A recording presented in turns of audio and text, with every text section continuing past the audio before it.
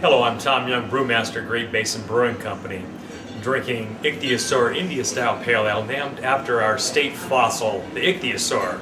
Unfortunately, not everybody could pronounce Ichthyosaur. I think they were paleontologically challenged. So we shortened the word to Icky. So oftentimes people refer this as Icky beer. Today we're going to brew Ichthyosaur India-style pale ale. At Great Basin, we start with malted barley. Take this barley after it's been crushed and cracked and load it into our mash tun. Now, mash tun is a vessel that is used to make starch conversions into sugars. There's enzymes that naturally occur in the grain that will allow this conversion if we get certain temperature rest for the grain. The grain sits in this bin for an hour or so as the enzymes act and make the starches into sugars. We make barley sugar out of this. After the starch conversion is complete, we have this soupy liquid in our mash tun. At that time, we open up a valve at the bottom and slowly allow water to percolate through the grain bed and dissolving the sugars that we've made into the liquid, which goes into our brew kettle as we're constantly adding hot water to the top of the grain bed. This sweet liquid now is called wort. Next, the wort is now transferred to our brew kettle where we boil the wort. There's lots of different chemical reasons of why we want to boil the wort, and they actually improve the beer flavor. One of the reasons is to obtain hop oils.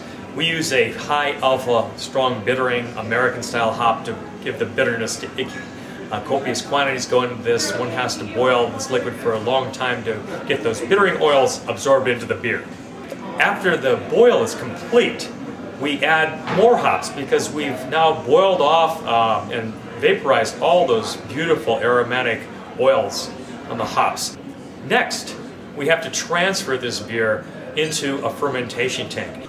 Now, this dormant yeast is looking for food, in which case it can grow and reproduce.